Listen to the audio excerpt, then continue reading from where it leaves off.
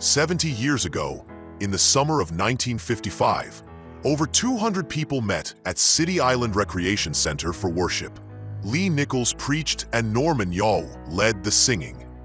Nichols had been pastor of First Baptist Church for 14 years, but controversy had split the church and ousted Nichols. Now there was a new beginning, and it was grand. The Halifax Herald reported that the second Sunday drew 230 for Sunday school, some of whom met in the bleachers of City Island Ballpark. 600 gathered for worship in the main hall. In the afternoon, there was a fellowship dinner on the riverfront lawn at Norman Iauch's home, followed by baptism in the Halifax River.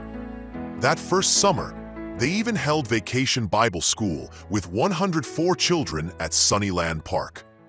Within a month, the new congregation, now named Central, had leased and cleaned up the old McFarland's furniture building on the northeast corner of International Speedway, where Popeye's Chicken is today. It would be home for 3 years. In 18 months, the church grew to over 500 members. They purchased land on Fairview, and 5 people signed personal notes to secure a $70,000 loan for construction of the first sanctuary. With time running out on their 3-year lease of the old furniture warehouse, the whole congregation pitched in and built the new building in 100 days. Exhausted by the enormous effort to organize and build, Nichols retired from the pastorate in the summer of 1959. Central turned to Hal Marchman, a young pastor in Kentucky. Hal had come to know Nichols as a member at First Baptist in the late 1940s. Working with Nichols and First Baptist during his student years at Stetson, Hal had started a mission in Halifax Park, a federal housing project on what was then Volusia Avenue. Hal was also well known at Central because he had preached a 2-week revival at Central on its first anniversary in 1956.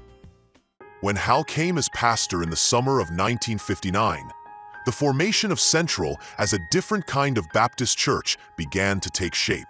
Hal was a different kind of pastor. He had been a submariner in World War II and was a recovering alcoholic. Hal developed compassion for those who were suffering in similar ways. He often brought home folks who needed an opportunity to get sober, or he would appear before the judge and argue on their behalf for a second chance. Hal would ask the courts to allow the church to take problem teenagers out to the 116-acre camp, which Central had purchased in 1961. It is not an overstatement to say, at the camp, many lives were transformed. People who had been helped by Hal's ministry and those who had witnessed his love soon began to come to church at Central. As the church grew, the education building was added early in 1965 along with a second Sunday morning service to ease crowding. When Norman Iauch's health declined, Betty Edwards was called to be choir director, but Norman continued to lead the congregational singing for years. Myra Bobbitt Wooden later succeeded Betty. In the 1970s, the formation of many of Central's ministry initiatives came from Hal's sense of compassion for those society had left behind. Hal Marchman, Judge Leon Stewart, and other recovering alcoholics from the community launched the Halifax Area Center for Alcohol Prevention. Now known as SMA Healthcare, it has become a multi-county resource offering mental health and addiction treatment, as well as crisis services.